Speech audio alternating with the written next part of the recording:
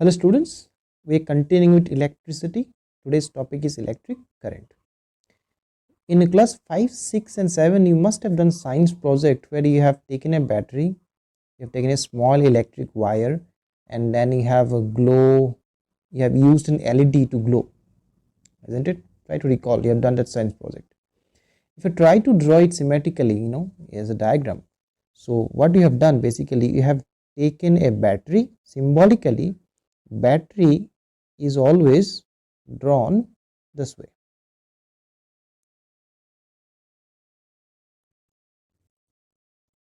Okay, now you have joined this battery one end to the other end, this like this, and then somewhere here you have taken a bulb, LED, and which is used to glow. All right, so now just a little bit background that I need to give. This is a symbol of a cell. And what is a battery? A battery is a combination of cells. So this is a symbol of a battery. Okay, so this battery over here that I have drawn, how many cells are there? There are 3 cells. Okay, I will explain the difference between cells and battery in a dedicated video. Okay, for now let's just stick to the concept of electric current. So now this end is your positive end and this end is your negative end. Now as soon as you connect the circuit, what will happen? The electrons we have discussed, right? Electricity means flow of charges or electrons. The electrons will start moving from positive end of the battery to the negative end of the battery, and once the circuit is complete, this will glow.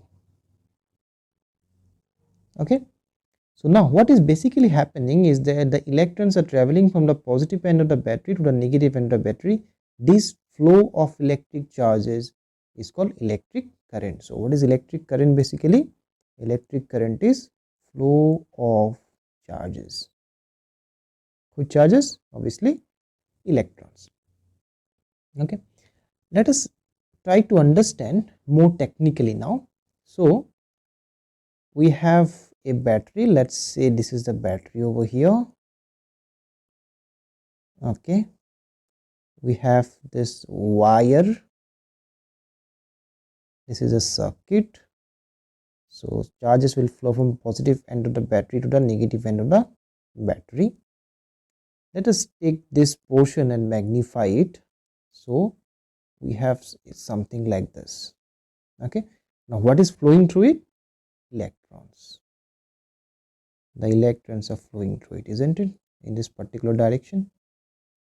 Okay, so now technically what is electric current? And electric current mathematically is basically charge, amount of charge that is flowing per unit time. I have discussed about charge in the previous video. So let's say I am taking 1 second here. Okay, 1 second time, and let us assume that 10 coulomb of charge has flown. All right, so I'll come back over here.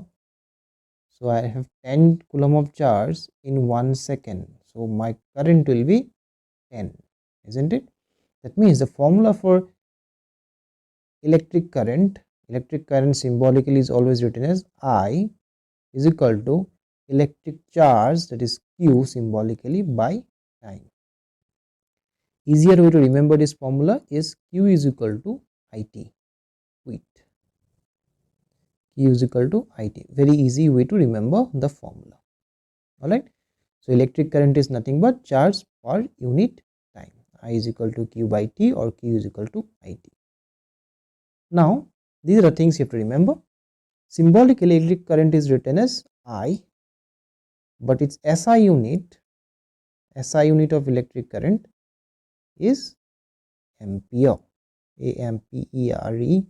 That means symbol is capital A. So we are going to write things like this: 10 ampere, 5 ampere, 3 ampere, 6 ampere.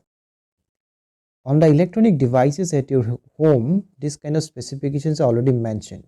If you're using a phone or if you're using a laptop, so check this kind of specifications are there.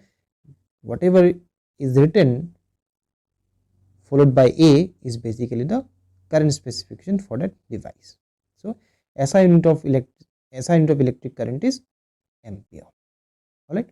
So what we have learned till now, what is current, charge per unit time, what is the SI unit of current, isn't it, and the formula Q is equal to I. Alright. In the next video, let us solve some small numericals based on this formula Q is equal to IT.